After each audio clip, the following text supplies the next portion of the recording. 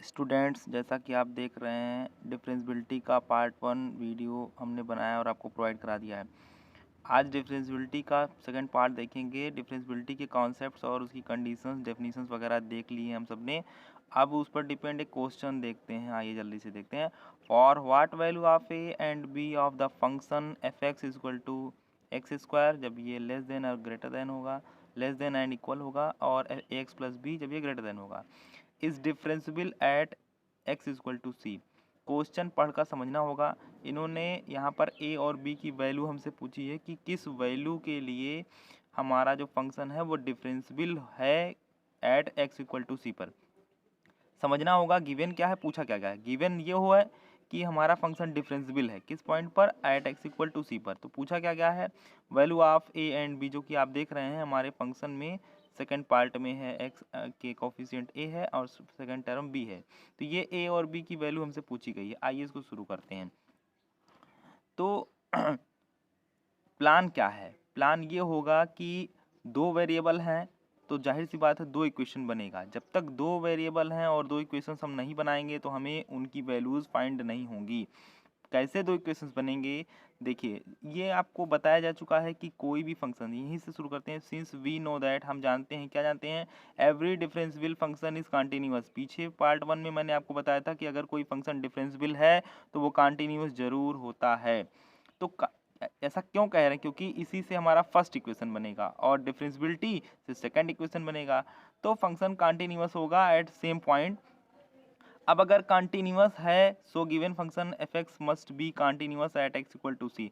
तो अगर एक कंटिन्यूअस है तो कंटिन्यूटी की जो कंडीशन हमने पढ़ी है, कोई फंक्शन की कंटिन्यूटी कंडीशन क्या होती है, उसका left hand limit, right hand limit और फंक्शनल वैल्यू तीनों इक्वल होते हैं। तो आइए फटाफट इनकी वैल्यूज लिखते हैं। लेफ्ट हैंड लिमिट की वैल्यू क्या पढ़ी है, limit x tends to A minus of f x. R H L की जगह पर भी जहाँ माइनस है वहाँ प्लस हो जाएगा, और फंक्शनल वैल्यू तो एफ ए होती है। तो अब देखिए फटाफट इनको पुट करते हैं। अब ए क्या है, हमारा गिवन पॉइंट है। गिवन पॉइंट हमारे क्वेश्चन में क्या है, सी है। तो जहाँ पर ए लिखा हुआ है वहाँ पर हम सी पुट कर देंगे। Limit x tends to C minus half f x, limit x tends to C plus half f x, और ए की वैल्यू क्या है, सी है, तो एफ सी हो जाएगा। अब बहुत ही इजी समझना है कि ये क्या कहता है कि limit x tends to C minus, यानी जब एक्स की वैल्यू हमारी सी से लेस है, तो जब एक्स की वैल्यू सी से लेस है तो आप देख रहे हैं फंक्शन में क्या फंक्शन की वैल्यू होती है, एक्स स्क्वायर। जब एक्स की वैल्यू सी से ग्रेटर होगी तो क्या वैल्यू होगी, यहीं से हमें फंक्शन की वैल्यू पुट करनी है। और देखिए यहाँ पर मैंने पुट किया है, जब हमारा वेरिएबल सी प्लस यानी सी से थोड़ा ग्रेटर है तो फंक्शन की वैल्यू ए एक्स प्लस बी, ये हमने वहीं फंक्शन से पुट किया है। एफ सी का मतलब न कम न ज़्यादा। तो अब यहाँ देखिए, यहाँ एक बात समझना होगा कि इक्वल भी लगा हुआ है। इक्वल यानी x की वैल्यू जब एग्जैक्टली c के इक्वल होगी तो भी फंक्शन की वैल्यू क्या है, एक्स स्क्वायर। यानी लेस के लिए भी एक्स स्क्वायर है और इक्वल के लिए भी एक्स स्क्वायर है। तो f x equal to x square, और जब c पुट कर देंगे तो क्या हो जाएगा, सी स्क्वायर। बहरहाल यहाँ पर तीन क्वांटिटियाँ इक्वल हैं, हम केवल इन्हीं दोनों को लेकर चलते हैं, कोई प्रॉब्लम नहीं है। अब मैंने आपको बताया था कि लिमिट में डायरेक्ट वैल्यू हम पुट कर देते हैं अगर 0.0 ना बनना हो। तो x की वैल्यू अगर हम यहाँ 0 पुट कर देंगे तो क्या बन जाएगा, सी स्क्वायर।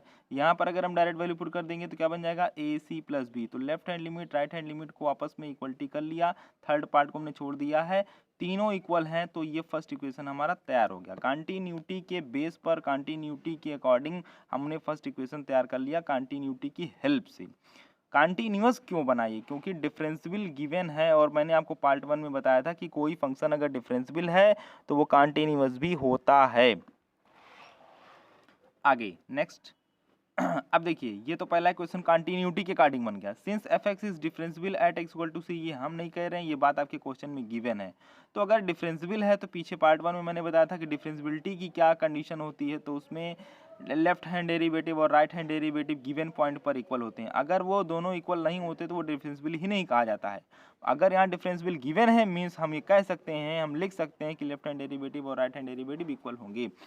लेफ्ट हैंड डेरिवेटिव का सिंबल क्या है, l f dash c r f dash c, ये लिख दिया मैंने। ये जो वैल्यूज़ अब हम लिख रहे हैं ये आपको पिछले पार्ट में वीडियो में बताया था कि लेफ्ट हैंड डेरिवेटिव की वैल्यू क्या होती है, बेसिक वैल्यू यही वैल्यू होती है। अब ये तो हमें ध्यान होना चाहिए। Limit x tends to A minus f x minus f a whole upon a, ये देखिए ये जो वैल्यूज़ हैं ये दोनों जगह वही हैं, ध्यान दीजिए वैल्यू सेम है, केवल अंतर इस बात का है, यहाँ पर a माइनस है, यहाँ पर अंतर a प्लस है। ये भी डेरिवेटिव को शो कर रहा है, ये भी डेरिवेटिव को शो कर रहा है, बट ये लेफ्ट हैंड डेरिवेटिव है, ये राइट हैंड डेरिवेटिव है, तो मेंशन रहेगा। चलिए नेक्स्ट पेज पर चलते हैं।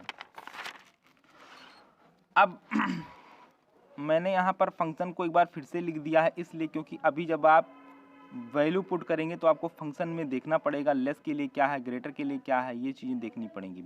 तो अब मैंने पिछले पेज का लास्ट स्टेप देखो फिर से लिख दिया है, लेफ्ट हैंड डेरिवेटिव वही चीज़ मैंने फिर से उतार दी है, राइट हैंड डेरिवेटिव फिर से उतार दी है। अब ए क्या है, गिवन पॉइंट हमारा सी है, तो ए की वैल्यू हम सी पुट कर देंगे, जहाँ भी आपको स्मॉल ए नजर आएगा वहाँ पर सी हो जाएगा। ये देखिए सेकंड स्टेप क्लियर हो गया। अब बात आती है फंक्शन एफ एक्स की वैल्यू पुट करने की। तो अब ध्यान देना है, ये x tends to C minus है, यानी सी से अगर लेस है तो फंक्शन की वैल्यू क्या होगी, तो ये देखिए सी से अगर लेस है तो फंक्शन की वैल्यू एक्स स्क्वायर है, तो यहाँ पर हमने एक्स स्क्वायर पुट कर दिया। यहाँ फंक्शन की वैल्यू पुट की, बाकी सारी चीज़ें वैसे देखिए एफ सी की वैल्यू आपने पीछे देखा है सी स्क्वायर है, तो एफ सी की वैल्यू तो सी स्क्वायर हो जाएगी। और एफ एक्स की वैल्यू फिर यहाँ देखिए, यहाँ पर क्या है सी प्लस है, तो सी प्लस के लिए क्या होगा, सी प्लस का मतलब सी से ग्रेटर, तो सी ग्रेटर के लिए ए एक्स प्लस भी होगा, वो वैल्यू आपने पुट कर दी है। अब नेक्स्ट स्टेप में आते हैं, अब वैल्यूज फंक्शन की पुट हो चुकी हैं, अब आगे हम बढ़ रहे हैं धीरे धीरे। अब यहाँ देखिए, यहाँ पर डायरेक्ट वैल्यू क्यों नहीं पुट करेंगे, क्योंकि 0.0 बन जाएगा, इसलिए ऊपर क्या कर लिया गया, फैक्टराइजेशन कर लिया गया। फैक्टराइजेशन करके एक पार्ट हमारा कैंसिल हो गया और ये रिमेन हो गया।